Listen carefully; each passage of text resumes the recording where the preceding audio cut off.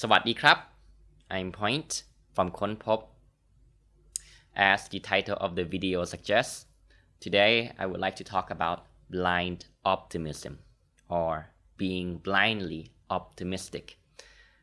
Now, there is unfortunately no easy way to communicate this topic directly because it involves accepting a harsh truth. But I think when we talk about growth and development, there is no way around it, and eventually we can't avoid it. We have to embrace it and learn what it means and grow from it. And by the end, you will appreciate the process, right? So first of all, the reason I was motivated to film this video today is because lately I have been seeing a lot of unhelpful messages circulating around social media. And I thought that it needs to be addressed. So I try to do what I can, and I'll address it here in my channel or in my Facebook page. Where there are, at least in the Thai social media pages, I have seen those who want to do content about mental health, and they're trying to be positive. They're trying to be optimistic, which I see their intention, and that's a good place to start. But really, if we're being honest here, they're actually doing more harm than good. Because what they are doing in psychological terms is they are colluding with the viewer's sense of helplessness. You see, life is difficult. Life is challenging. It will throw you curveballs. You will have to face sooner or later challenges, and they can be very emotionally difficult to navigate.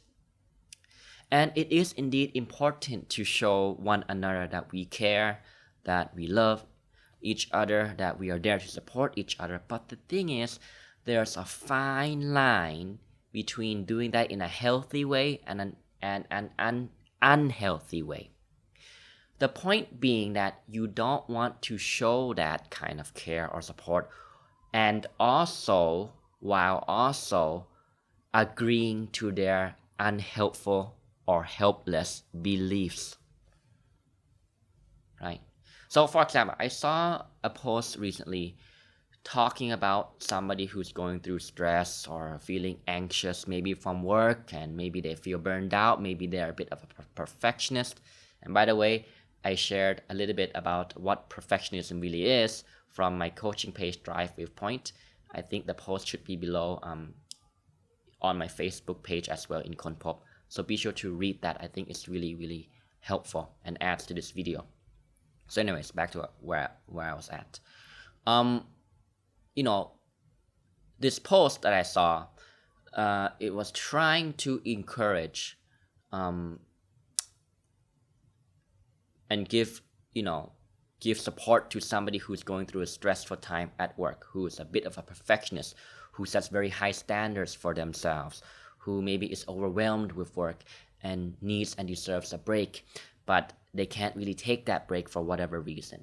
And the reason mainly is because they are being too hard on themselves. And this post, it seemed to come up positive, but the problem that I noticed was that it's actually colluding to the sense of helplessness. Which brings me to the point of the video. You see, a belief without any evidence, and evidence here means evidence and belief in your own skill set to manage and cope with your emotions, to manage and get through the difficulty at hand, and to accept what cannot be changed. In other words, your skill set to understand the nature of life, and that helps you to be grounded in the belief that you can always do the best with what you've got. So a belief without an evidence or any skill set in the way I wish that I just described, we could say is false confidence. It is a hope. Now, when I studied to become a coach, a mental health coach, one module went into detail about this, and I even brought you some notes today because I think it's very true. So I read you those notes from when I was studying to become a mental health coach to add on to the point just now. A hope is a belief without any evidence or without a skill set to make it happen. And when you are hoping for something, you are almost always going to suffer anxiety and stress as well, because you don't really have the true confidence that the thing you hope for is going to happen. And I think this can sound harsh at first, but I think we can all learn to appreciate the truth behind it or the wisdom behind it. Which brings me to the next point. What is optimism then? What does it mean to be truly optimistic? To be truly optimistic is to look for the good, but coming from a place where you are grounded in understanding the nature of life. You are grounded in understanding that life is difficult, that shit happens. But what you can always do is do the best with what you've got. It is grounded in your ability or skill set to cope with your difficult emotions and to recognize that it does not have power over you until you believe or allow it to. It is coming from a place where you know that you can get through this challenge or hurdle in life, and you know that you can accept what cannot be changed, and that you can still do the best of what you've got in that regard. And thereby, you are truly empowered. Because no matter what happens in life, you still have control. And being optimistic, if that individual is thinking positively and looking for a positive solution, from that foundation, we could say is the right form of optimism. But being blindly optimistic means just being hopeful. You are, in other words, secretly hoping that something or somebody or maybe life or the universe or God or Buddha or whatever is going to rescue you. When in fact you have to learn to turn inwards and learn to take back control, take responsibility for our feelings, for our emotions, and for our responses. I know this may be difficult, but we can all learn how to do it. So I hope you see where I'm coming from here, and I hope you see what I'm trying to communicate here in today's video. And to add to that point, I want to bring up a piece of research that I found was very interesting when I learned to become a mental health coach. This research was done in 2002. It was a research done by Walker, Clare, and Garber. I'm sure I'm pronouncing their names wrong, but forgive me. And it shows an interesting insight on collusion. So what collusion means is you are showing that you care for the other person, you love the other person, but at the same time, you are unwittingly agreeing with their sense of powerlessness or their sense of helplessness. So this study looked at children with abdominal pain and who were hospitalized. And they found that the children who had low self-esteem, who had low sense of self-worth, would actually end up taking longer to recover from their pain or their condition or their illness or the reason for being hospitalized. Because these children had low self-esteem and low self-worth, they did not believe that they deserved to get that attention or validation in normal circumstances. So in other words, they unconsciously believed that the only way I will get this attention from all the people around me is if I'm lying sick in a hospital bed. Isn't that interesting? Whereas on the other hand, the children who had a higher sense of self-worth, higher sense of self-esteem, higher sense of their belief in their ability to take control of their life per se, they would take shorter periods of time to recover. And this is what it means by colluding. Because when we are there to support other people, yes, we want to show them that we love them, that we care for them, and that we wish them well, and that we wish them to have a speedy recovery.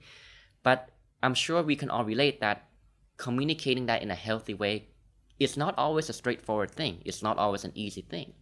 So again, you want to make sure that when you show support in an empowering way, such that you are not unwittingly agreeing or colluding with their helpless belief systems, with their sense of powerlessness or helplessness, or their sense of low self-esteem. Right?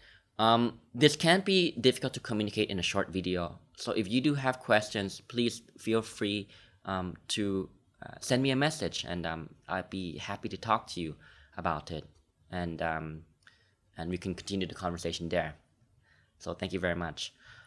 But yeah, so in a nutshell again, the message of this video is that optimism, to be positive, must come from a place where you believe in your own skill set to get things done, to get through the challenge, to cope with and tolerate and understand your emotions and the way you think and why you think the way you do, and therefore to be able to manage it, and therefore to understand that these emotions cannot kill you, cannot harm you, or cannot have power over you until you allow it to. Now, it may be discomforting, it may be difficult, yes, it is indeed a challenge, right?